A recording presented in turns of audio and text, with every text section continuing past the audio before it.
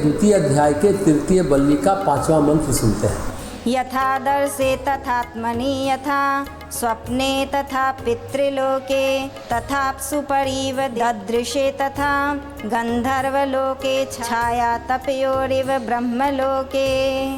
जैसे दर्पण में सामने आई हुई वस्तु दिखती है, वैसे शुद्ध अंतःकरण में ब्रह्म के दर्शन होते हैं। जैसे स्वप्न वस्तु अस्पष्ट दिखलाई देती है, उसी प्रकार पितृलोक में परमेश्वर दिखता है। जैसे जल में वस्तु के रूप की झलक पड़ती है, उसी प्रकार गंधर्व लोक में परमात्मा की झलक सी पड़ती है, और ब्रह्मलोक में तो छाया और धूप की भांति आत्मा और परमात्मा दोनों का स्वरूप पृथक पृथक स्पष्ट दिखलाई देता है। गीता प्रेस की व्याख्या कहती है, जैसे मल रहित दर्पण में उसके सामने आई हुई वस्तु दर्पण से विलक्षण और स्पष्ट दिखलाई देती है, उसी प्रकार ज्ञानी महापुरुषों के विशुद्ध अंतःकरण में वे परमेश्वर उससे विलक्षण एवं स्पष्ट दिखलाई देते हैं। जैसे स्वप्न वस्तु समूह यथार्थ रूप में न दिखकर स्वप्न दृष्टा मनुष्य की वासना और विविध संस्कारों के अनुसार कहीं की वस्तु कहीं विशृंखल रूप से अस्पष्ट दिखलाई देती है, वैसे ही पितृलोक में परमेश्वर का स्वरूप यथावत स्पष्ट न दिखकर अस्पष्ट ही दिखता है, क्योंकि पितृलोक को प्राप्त प्राणियों को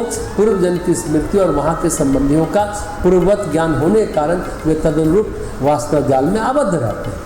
गंधर्व लोक पितृलोक की अपेक्षा कुछ श्रेष्ठ है, इसलिए जैसे स्वप्न की अपेक्षा जागृत अवस्था में जल के अंदर देखने पर प्रतिबिंब कुछ न दिखकर यथावत तो दिखता है, परंतु जल की लहरों के कारण हिलता हुआ सा प्रतीत होता है, स्पष्ट नहीं दिखता। वैसे ही गंधर्व लोक में भी भोग लहरियों में लहराते हुए चित्त से युक्त वहाँ के निवासियों को भगवान के सर्वथा स्पष्ट दर्शन नहीं होते, किंतु ब्रह्मलोक में वहाँ रहने वालों को छाया और धूप की तरह अपना और उन पर ब्रह्म परमेश्वर का ज्ञान प्रत्यक्ष और सुस्पष्ट होता है। वहाँ किसी प्रकार का भ्रम नहीं रहता।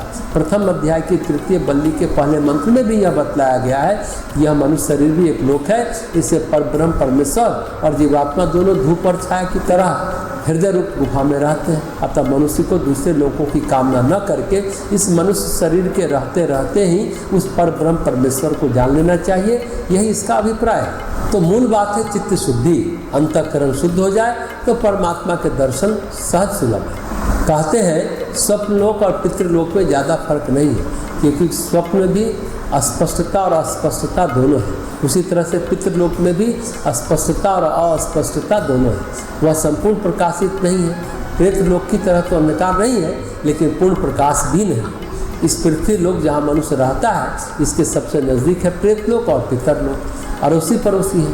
कर्म थोड़ा सा ठीक हुआ, मरणोत्तर श्राद्ध संस्कार ठीक से हुआ, प्रेतत्व निवारण हो जाता है तो वह पितर बन जाता है, पितरलोक में चला जाता है। पितृलोक में कष्ट नहीं है, लेकिन मानसिक आसक्तियाँ यथावत बनी रहती हैं। प्रेत लोक में कष्ट के साथ आसक्तियाँ हैं, पितरलोक में कष्ट तो नहीं है, लेकिन आसक्तियाँ यथावत हैं। आसक्तियों से पीछा छुड़ाना साधारण बात नहीं है। गंधर्व लोक में तो साफ साफ दिखाई देता है, लेकिन जैसे जल में लहरें आती हैं तो साफ साफ दिखता हुआ भी साफ साफ नहीं दिखता, चेहरा बार बार हट जाता है, हिलजुल जाता है लहरों के हलचल के कारण। मतलब गंधर्व लोक में भी भोग विलास है। तो प्रेत लोक, पितर लोक और गंधर्व लोक में चित्त को स्थिर करना बड़ा मुश्किल है। इसलिए अच्छा होगा कि जब तक यह मनुष्य शरीर है तब तक चित्त को स्थिर कर ले। यह मनुष्य शरीर कर्म शरीर है, बाकी प्रेत शरीर, पितर शरीर, गंधर्व शरीर भोग शरीर है। दूसरे पर आश्रित रहना पड़ता है पुण्य को बढ़ाने के लिए, कर्म के प्रक्षालन के लिए। स्थिर चित्त स्वतः ही शुद्ध हो जाता है। जितना चित्त अशुद्ध रहेगा उतना अस्थिर रहेगा, जितना चित्त शुद्ध होगा उतना स्थिर होगा। प्रकृति के नियम अपरिवर्तनीय होते हैं, ठीक समय पर घटना घट जाएगी। राम के हाथों रावण का वध जब तय था तब हो गया। यहाँ पर कोई शक्ति सिद्धि स्थायी नहीं है। इसका सदुपयोग हम क्या कर सकते हैं यह सोच लें, और यह भी सोच सकते हैं कि इसका दुरुपयोग क्या कर सकते हैं। दुरुपयोग के कारण चित्त में और पूरा कचरा डालेंगे, सदुपयोग के कारण आपको अपने जीवन के लक्ष्य के लिए अनगिनत लोगों का आशीष मिलेगा, आशीर्वाद मिलेगा, पुण्य प्रार्थनाएं मिलेंगी, दुआओं में प्रार्थनाओं में लोग याद रखेंगे। तो मुख्य बात यह है कि आप क्या कमा रहे हैं यह सोच लें। विस्तार के चक्कर में आप कब गुणवत्ता खो बैठते हैं आपको पता ही नहीं चलता।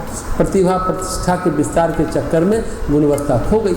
इस मंत्र का मूल भाव बस यही है कि अपने अंतःकरण को हम शुद्ध करें और अंतःकरण प्रार्थना से, निष्काम कर्म से, शुद्ध भाव से, चित्त की स्थिरता से शुद्ध हो जाता है। जैसे हम प्रतिदिन घर में झाड़ू लगाते हैं, पूरा कचरा हटाते हैं। हाँ, कोई आलसी आदमी सप्ताह में 1 दिन झाड़ू लगाता होगा, उसी तरह मन को प्रतिदिन साफ करे, नहीं तो सप्ताह में 1 दिन तो करे ही करे। थोड़ी यात्रा की गति धीमी हो जाएगी, लेकिन यात्रा तो चालू ही रहेगी। कश्मीर के बहुत बड़े पंडित थे वाचस्पति मिश्र, उन्होंने एक पुस्तक लिखी राजतरंगिणी, जो इतिहास में बहुत प्रसिद्ध ग्रंथ माना जाता है। उसमें कश्मीर का इतिहास है। पूरे देश से बड़े बड़े पंडित उनसे मिलने जाते थे।